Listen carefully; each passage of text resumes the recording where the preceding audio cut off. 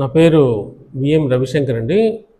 జాతీయ ప్రధాన కార్యదర్శి, all India SC ST gazetted అధికారుల సంక్షేమ సంఘం. ఈరోజు ప్రెస్ మీట్ యొక్క ముఖ్య ఉద్దేశము మన జాతీయ ఎస్సీ కమిషన్, జాతీయ ఎస్టీ కమిషన్ ఏవైతే రెండు ఉన్నాయో ఇవి రాజ్యాంగ సంస్థలు రెండు కూడా ఆర్టికల్ 338 ద్వారా, తర్వాత ఆర్టికల్ 338A ద్వారా ఇవి ఏర్పాటు చేయడం జరిగింది. ముఖ్యంగా దేశంలో ఈ వివక్ష, అంటరానితనం ఎస్సీ ఎస్టీలు ఏదైతే అనుభవిస్తున్నారో వాటికి వాళ్ళ నుంచి రక్షించే విధంగా ఈ చట్టం చేయడం జరిగింది. రాజ్యాంగ రక్షణ కూడా కల్పించడం జరిగింది. ఈ విషయంలో నేను అనంతపురం జిల్లాకి జాతీయ షెడ్యూల్ ట్రైబ్ కమిషన్ మెంబర్ అయినటువంటి జాటోతు హుస్సేన్ నాయక్ గారు రావడం జరిగింది. ఆయన రివ్యూ మీటింగ్ పెట్టడం కూడా జరిగింది. ఆ రివ్యూ కూడా జిల్లా అధికారులతో కలెక్టర్ ఆఫీస్లో జరిపినప్పుడు కూడా మంచి పాయింట్లు వచ్చినాయి, మంచి రివ్యూ చేయడం జరిగింది ఆయన.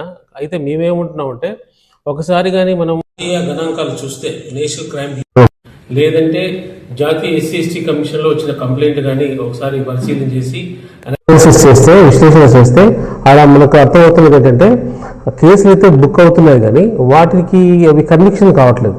అంటే తప్పు చేసిన వాళ్ళు ఎవరైతే దోషులు ఉంటారో వాళ్ళకి శిక్ష పడట్లేదు, కన్విక్షన్ రేట్ తక్కువ ఉంది. సో ఈ విషయంలో మేము అబ్జర్వ్ చేసింది, మా సంఘం తరఫున స్టడీ చేసినప్పుడు అబ్జర్వ్ చేసింది ఏంటంటే, ఈ జాతీయ ఎస్సీ కమిషన్లో రెండింటికి కూడా అధికారాలు కేవలం మండల స్థాయి కోర్టుకు మాత్రమే ఉన్న అధికారాలు మాత్రమే ఉన్నాయి. అలా కాకుండా ఈ కోర్టులకి, ఈ నేషనల్ ఎస్సీ కమిషన్, ఎస్టీ కమిషన్కి హైకోర్టు పవర్స్ అందజేస్తే ప్రస్తుతం జరుగుతున్న పార్లమెంట్ సమావేశాల్లోనే బిల్లు కేంద్ర ప్రభుత్వం ప్రవేశపెట్టి అధికారాలను పెంచితే అప్పుడు కన్విక్షన్ రేట్ అనేది పెరుగుతుంది. భారతదేశంలో ఈ కుల వివక్ష లేదా అంటరానితనం ఇటువంటివి అనేది మళ్ళీ రాకుండా బాగా తగ్గిపోవడానికి అవకాశాలు ఉంటాయి. ఈ విషయంలో కేంద్ర ప్రభుత్వం పైన ఈ ఆంధ్రప్రదేశ్, తెలంగాణ ఎంపీలు ఎవరైతే ఉన్నారో ఎస్సీ ఎస్టీలు, అట్లా 75 మంది జాతీయ స్థాయిలో కూడా అన్ని రాజకీయ పార్టీలకు సంబంధించిన ఎంపీలు ఉన్నారు. వాళ్ళందరూ కూడా కేంద్ర ప్రభుత్వం మీద ఒత్తిడి తీసుకురావాలని మేము కోరుతున్నాం.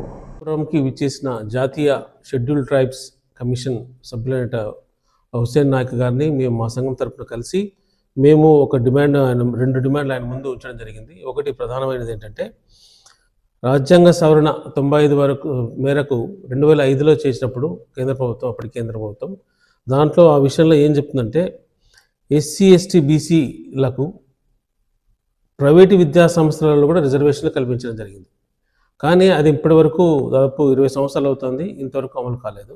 సో ఆ విషయంలో వెంటనే జాతీయ ఎస్సీ కమిషన్, జాతీయ ఎస్టీ కమిషన్ రెండు కూడా కేంద్ర ప్రభుత్వానికి ఆర్టికల్ 338A ప్రకారం వాళ్ళు కేంద్ర ప్రభుత్వానికి అడ్వైజ్ చేయొచ్చు.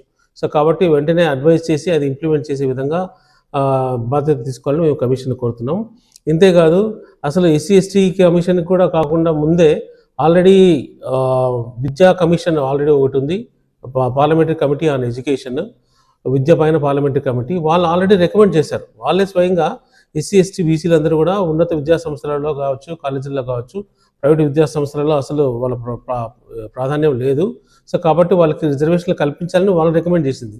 సో దాన్ని బేస్ చేసుకొని ఇప్పుడు వెంటనే జాతీయ ఎస్సీ కమిషన్, ఎస్టీ కమిషన్ కూడా కేంద్ర ప్రభుత్వానికి వెంటనే అడ్వైజ్ చేసి అది చట్టం రూపంలో వచ్చే విధంగా చర్యలు తీసుకోవాలని మేము రిక్వెస్ట్ చేస్తున్నాం. బిఎన్ సుబ్బన్న అండి, SC ST all India SC ST gazetted officers అసోసియేషన్కి డిస్టిక్ సభ్యుడిగా ఉన్నాను. అయితే ఈ సందర్భం ఏంటంటే, అదే సార్ చెప్పినట్టు ఈ ఎస్సీ ఎస్టీల యొక్క సమగ్ర అభివృద్ధికి జాతీయ స్థాయిలో ఏర్పాటు చేసినటువంటి రాజ్యాంగబద్ధమైన సంస్థ నేషనల్ ఎస్సీ ఎస్టీ కమిషన్.